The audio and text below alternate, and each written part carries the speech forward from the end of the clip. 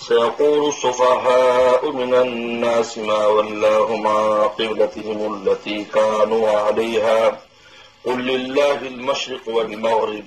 يهدي من يشاء إلى صراط مستقيم وكذلك جعلناكم أمة وسطا لتكونوا شهداء على الناس ويكون الرسول عليكم شهيدا وما جعلنا القبلة التي كنت عليها إلا لنعلم من يتبع الرسول ممن ينقلب على عقبيه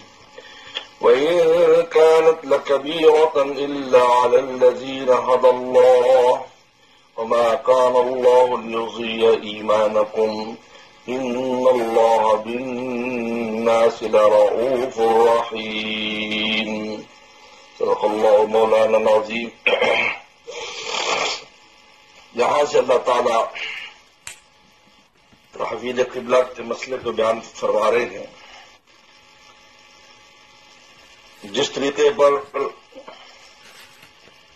پہلے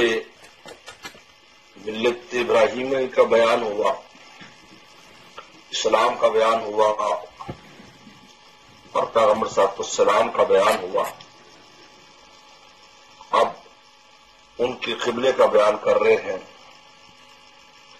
جس طرح ملت ابراہیمی اصل تھی، اس طرح قبلہ ابراہیمی بھی اصل ہے۔ جس طرح ملت ابراہیمی سے اعراض کو اللہ منصف یا نفسہ بے وقوفی قرار دیا ہے، تو سیقول السفہاء کہہ کر اس قبلے سے اعراض کو بھی بے وقوفی قرار دی ہے۔ سیقول السفہاء ان قریب بے وقوف لوگ کہیں گے۔ جس طرح وہاں تھا من یرغب ملت ابراہیم الا من صفی نفسہ، ملت ابراہیمی یعنی اسلام سے اعراض وہی کرے گا جو بے وقوف ہے۔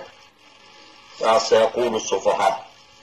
بے وقوف لوگ ان قریب یہ بات کریں گے۔ اصل قبلہ جو ہے وہ آدم صلی اللہ علیہ وسلم کے ابراہیم صلی اللہ علیہ وسلم کا وہ خانہ کعبہ ہے، کیونکہ یہ قبلہ زمین کی وہ اول جگہ ہے جو پانی سے ظاہر ہوئی ہے، لہذا پوری دنیا کا مرکز اور وسط یہ ہے، اور انسان کا مبدأ ترابی بھی یہی ہے۔ انسان جو مٹی سے بنا ہے اس کا مبدأ جو ہے اور مرکز یہی ہے۔ اسی وجہ سے خانہ کعبہ کی محبت ہر انسان میں فطری ہے، کیونکہ ماں کی حیثیت رکھتا ہے، کیونکہ ہم بنے وہاں سے، اس مٹی سے بنے جو وہاں پر ظاہر ہوئی تھی۔ لہذا ہمارا مبدأ ترابی بھی وہی ہے، لہذا فطری طور پر بھی وہ ہمارا کعبہ اور قبلہ ہونا چاہیے، کیونکہ مبدأ ترابی ہے۔ اور پھر اللہ تعالیٰ کے عرش کے نیچے بھی یہی جگہ ہے، اور بیت المعمور کے نیچے یہ جگہ ہے۔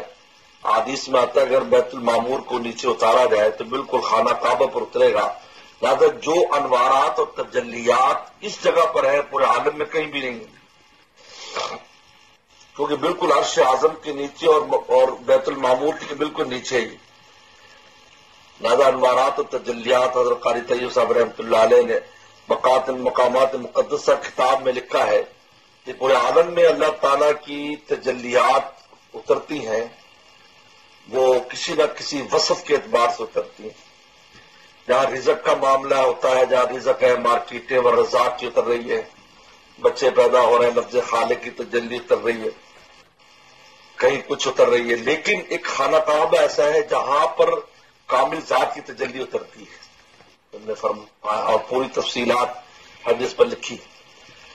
تو لہذا اس اعتبار سے بھی یہ تجلیات کا مرکز ہے، جہاں پر جو انوارات تجلیات ہے وہ اللہ تعالیٰ نے اس جگہ کو اس سے نوازا ہے، اور پورے عالم کے وسط میں بھی ہے۔ اس لیے یہ اصل قبلہ ہے۔ کل شنیر جو الاصلی، زیادہ ہر شے اپنے اصل کی طرف لوٹتی ہے۔ درمیان میں کچھ عرصے کے لیے بیت المقدس کو وہ قبلہ قرار دیا گیا۔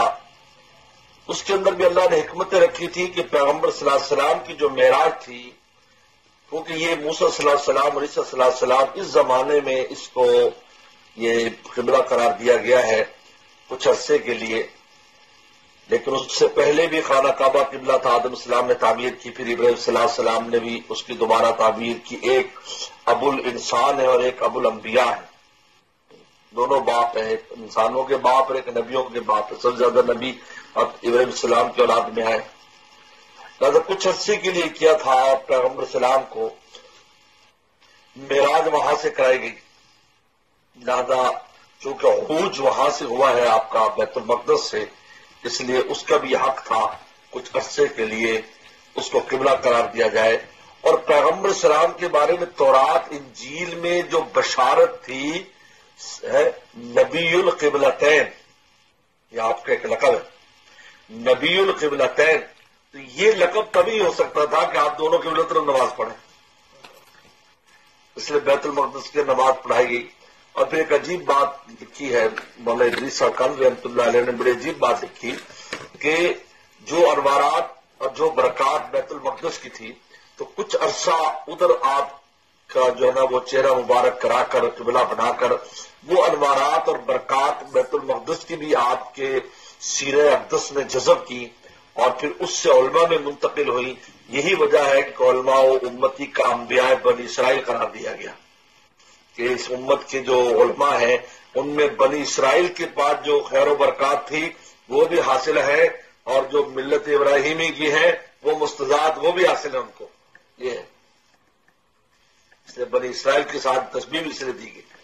اس لیے اس اصل کی طرف پھر لوٹایا گیا۔ تو 16-17 مہینے پیغمبر صلی اللہ علیہ وسلم جو ہے وہ بیت المقدس کی طرف قبلہ رہا، یعنی جب قبلے کا حکم آیا ہے شروع سے ہی بیت المقدس کا حکم تھا جب نماز شروع ہوئی ہے 990 میں، اس کے بعد لیکن رسول اللہ صلی اللہ علیہ وسلم مکہ شریف میں ایسے نماز پڑھتے تھے کہ دونوں قبلے لے لیتے تھے بیچ میں، لہٰذا اس عمارت کیونکہ چاروں طرف نماز ہوتی خانہ کعبہ کے، تو آپ اس طرح نماز پڑھتے تھے کہ وہ بیت المقدس کی طرف بھی منہ ہو جاتا تھا خانہ، لیکن اس کا پتہ نہیں چلا وہاں پر صحابہ اکرام کو۔ لیکن جب مدینہ شریف آیا تو وہاں دونوں جمع نہیں ہو سکتے تھے کیونکہ ایک پیچھے اور ایک آگے کی طرف تھا، تو وہاں ظاہر ہو گیا کہ آپ بیت المقدس کی طرف منہ کرتے ہیں۔ تو 16 یا 17 مہینے پیغمبر صلی اللہ علیہ وسلم نے جو ادھر منہ کیا، اور پھر اس کے بعد ظہر کی نماز میں اگر جو ہے ایک صحابی ہیں بشر بن معرور، ان کے گھر رسول اللہ تشریف لے گئے تھے ان کے والد کی تعزیت کے لیے، وہاں ظہر کی نماز میں تحویل قبلہ ہوا، جہاں آج مسجد قبلتین ہے۔ یہ دراصل مکان ہے صحابی کا، اور جن کے والد کے لیے آپ گئے تھے، اور وہاں آپ ان کی ایک چھوٹی سی مسجد بنائی ہوئی تھی انہوں نے گھر کے ساتھ، تو وہ جب وہاں نماز پڑھ رہے تھے بیت المقدس کی طرف تو پھر اسی میں حکم ہوا ظہر میں۔ البتہ مسجد نبوی میں عصر کی نماز جو ہے نا وہ پڑھی گئی تھی بیت المقدس کی طرف، جو ہے خانہ کعبہ کی طرف، یعنی وہاں عصر کی نماز جو ہے ظہر کی نماز وہ بیت المقدس کی طرف بھی مسجد نبوی میں، کیونکہ رسول اللہ نہیں تھے جب تحویل قبلہ ہوا۔ تو بہرحال اب یا سیقول الصفحاء کہہ کر یہ مستقبل کی خبر دی ہے، یعنی پہلے یہود و نصارہ کے اعتراضات اور ان سب کو ذکر کیا ہے، لیکن یہاں جو آئندہ انہوں نے اعتراض کرنا تو اس کو سیقول عن قریب کہیں۔ لہذا جمہور مفسرین کی رائے یہ ہے کہ سیقول الصفحاء سے یہ آیت پہلے نازل ہوئی ہے، تحویل قبلہ بعد میں ہوا ہے، جمہور مفسرین کا خیال یہ ہے۔ اگرچہ بعد نے کہا یہ ماضی مراد ہے کہ اعتراض پہلے تحویل قبلہ ہوا پھر یہ آیت نازل ہوئی، لیکن ایسا نہیں ہے۔ جو ہے جمہور مفسرین یہ کہتے ہیں کہ اللہ تعالی نے پہلی خبر دے دی کہ یہ صفحاء ہے، یہ اعتراض کریں گے۔ سیقول الصفحاء عن قریب کہیں گے بے وقوف من الناس، لوگوں میں سے بے وقوف لوگ، ما واللہ عن قبلتہم التی کانوا علیہا، کس نے شے نے تبدیل کیا ہے ان کو، ما واللہ کس نے پھیرا ان کو اس قبلے سے کانوا علیہا جس پر یہ پہلے تھے، یعنی بیت المقدس سے کس نے ان کے چہرے کو ادھر کرا دیا۔ تو اللہ نے جواب دیا قل للہ المشرق والمغرب، کہا کہ قبلہ کون سا بنے گا کون سا نہیں، اصل نہیں ہے، ساری جہتیں اللہ تعالیٰ کی، مشرق بھی مغرب بھی، جدھر چاہے جس کا منہ کرا دے، اصل بات یہ ہے اللہ تعالیٰ کی مان کے چلنا، اطاعت اصل ہے۔ یہدی من یشاء الی صراط مستقیم، ہدایت دیتا ہے جس کو چاہتا ہے صراط مستقیم کی۔ تو صراط مستقیم کی ہدایت، اور صراط مستقیم نے بتایا صراط مستقیم بڑا راستہ، مختصر راستہ، اس کی جس کو چاہتا ہے ہدایت دیتا ہے۔ اصل چیز ہے توفیق اس بات کی کہ اللہ کی مان کر چلیں، ورنہ مشرق مغرب سب اللہ تعالیٰ کی۔ اور چنانچہ ایسا ہوتا ہے جب انسان کو قبلے کا پتہ ہو تو تحری کر لیتا ہے، جدھر بھی منہ کر لیتا ہے نماز ہو جاتی۔ جانور کے اوپر اگر نفلی نماز پڑھا جدھر بھی چلا جائے تو مشرق مغرب سب اللہ کے ہیں۔ وَكَذَلِكَ جَعَلْنَاكُمْ، اب اس کے بعد اللہ تعالیٰ نے کہا کہ جب قبلہ جو ہے وہ عین وسط عالم میں ہے تو اللہ تعالیٰ نے تمہیں بھی وسط امت بنایا ہے، تمہیں امت بھی معتدل بنایا ہے۔ گویا کہ جس طرح قبلہ جو ہے وہ پورے عالم کے وسط میں ہے اور پورا عالم اس قبلے کے ارد گرد ہے، اسی طریقے پر پوری امتوں کے وسط کے اندر جو مسند پر بیٹھی ہے وہ امت محمدیہ صلی اللہ علیہ وسلم وسط، کیونکہ ہمیشہ کس چیز کا جو توسط ہوتا ہے وہ کمال ہوتا ہے، یاد رکھو توسط کمال ہے، بس یاد رکھیں کی شے کے جو توسط ہے وہ کمال ہے، وسط ہونا یہ درمیانی امت ہونا یہ کمال کی علامت ہے۔ اس لیے کمالات کی پوری تفصیل علماء نے رکھی ہے کہ شجاعت جو ہے وہ تحور اور جبر کے درمیان ہے۔ تحور کہتے ہیں بس بات بات پہ ذرا وہ لڑنے مرنے پر آ جائے، اور جبر کہتے ہیں بزدلی کو، اس کے درمیان میں شجاعت ہوتی ہے، درمیان میں شجاعت ہے وسط میں، کہ وہ جہاں جو ہے وہ لڑنے کا وہاں لڑتا ہے، جہاں لڑنے کا نہیں ہے تو وہاں پیچھے ہٹ جاتا ہے، چاہے لوگوں کو کیا بڑا بزدل ہے۔ جس طرح صلح حدیبیہ میں ہوا حضور صلی اللہ علیہ وسلم پیچھے ہٹ گئے، یہ شجاعت تھی اصل میں، لیکن جہاں بدر میں آئے تو وہاں پر جو ہے بالکل بے سر و سامانی میں بھی بڑھ گئے اور انہوں نے جہاد کیا، اور یہاں پر اتنے اسباب بھی تھے اور مضبوطی بھی تھی لیکن پھر بھی ہٹ گئے، یہ اس کا نام شجاعت ہے۔ اس طرح اسراف جو ہے وہ تقدیر، اسراف جو ہے نا، اسراف کرنا، مال میں خرچ کرنا، زیادہ خرچ کر دینا، ضرورت سے زیادہ خرچ کر دینا، اور یا کنجوسی کرنا، بخل، اس کے درمیان میں سخاوت ہے۔ اذا دینے کا موقع دے گا، جانا دینا ہوگا کہ وہاں نہیں دے گا۔ تو لہذا یہ پوری تفصیل ہے، انشاءاللہ کس دن اس پر بات کریں گے کہ جتنی بھی فضائل کی چیزیں ہیں وہ توسط ہے۔ تو امتن وسطن کا مطلب یہ ہے کہ یہ امت جو ہے نہ یہودیوں کی طرح ہے کہ جن نے انبیاء السلام کی بے ادبیاں کی، گستاخیاں کی، نبیوں کو قتل کیا، نہ عیسائیوں کی طرح ہے کہ جن نے انسانوں کو خدا بنا دیا۔ امتن وسطن، امتن وسطن، انہوں نے ہر ایک کو اپنے مقام پر رکھا ہے۔ خدا خدا ہے، پیغمبر پیغمبر ہے، پیغمبر کی شان بیان کر دی، بازت خدا، بزرگ تو ایک قصہ مختصر۔ کذالک جعلناکم، جس طرح ان کو جو ہے قبلہ تمہارا وسط ہے، جعلناکم امۃ وسطا، ہم نے تمہیں بنایا ہے درمیانی امت، جو افراط اور تفریط کے درمیان ہے۔ تفریط یہودیوں نے کی، تفریط بمانے تقصیر، کوتاہی، اور افراط آگے بڑھانا، زیادہ افراط عیسائیوں نے کیا۔ لِتَكُونُوا شُهَدَاءَ عَلَى النَّاسِ، ہم نے امت وسط کیوں بنایا ہے؟ تاکہ تم لوگوں پر گواہی دو۔ قیامت کے دن جب اللہ تعالیٰ امتوں سے پوچھیں گے پیغمبروں نے بات پہنچائی کہ ہمیں کوئی ما جاءنا من نذیر، ہمارا کوئی ڈرانے والا نہیں آیا، تو انبیاء السلام کو بلایا جائے گا، اللہ تعالیٰ پوچھیں گے گواہی، گواہ کیا؟ کہا کہ امت محمدیہ گواہ،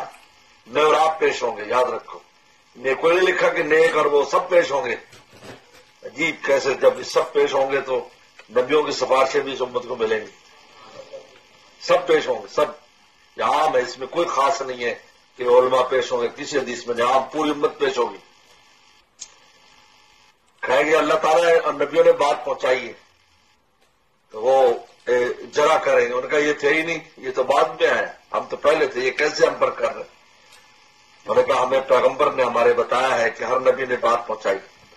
اور یاد رکھو گواہی جو ہوتا ہے، گواہی کا مدار، شہادت کا مدار تیقن اور یقین پر ہوتا ہے کہ آپ جو بات کر رہے ہیں وہ آپ کو اس کی معلومات یقینی ہے۔ اور یاد رکھو نبی کی بات مشاہدے سے زیادہ یقینی ہے، یہ بہت اہم بات ہے، اہم نقطہ ہے کہ نبی کی جو بات ہے، پیغمبر ہمیں جو بات بتائے گا، جو گزرے وہی، ہم اگر اپنے مشاہدے آنکھوں سے کوئی چیز دیکھیں نا، آئی وٹنس کہتے ہیں اس کو، یعنی آنکھوں کا گواہ، آنکھ گواہی جو نا آنکھ سے اس نے دیکھا کہ میں نے یہ کام کرتے دیکھا، تو وہ کس لیے اس کی معتبر ہے؟ اس لیے کہ اس کو یقین ہے کہ میرے سامنے واقعہ پیش آیا، لیکن اس کے اندر بھی کوئی خلجان ہو سکتا ہے، دیکھنے میں غلطی ہو سکتی ہے، یا وہاں پر کوئی ایسا واقعہ ہوا کہ آپ صحیح طرح اس کی حقیقت نہیں سمجھ سکے۔ لیکن پیغمبر کی جو بات ہے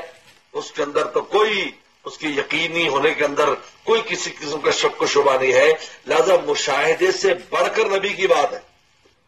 اور اسی مدار پر گواہی کا مدار یہ ہے کہ آپ کو یقین ہو اس بات کا کہ یہ واقعہ اسی طرح ہے۔ تو لہذا جب اب تو ہم کہیں گے، امت کہے گی کہ ہمیں ہمارے پیغمبر صلی اللہ علیہ وسلم نے بتایا ہے کہ ہر نبی نے اپنی بات جو ہے وہ پہنچائی ہے امتوں تک، تو پھر پیغمبر صلی اللہ علیہ وسلم کو لایا جائے گا اور کہا آپ کی امت یہ کہہ رہی تو وہ ہم پر گواہی دیں گے، وَيَكُونُ الرَّسُولُ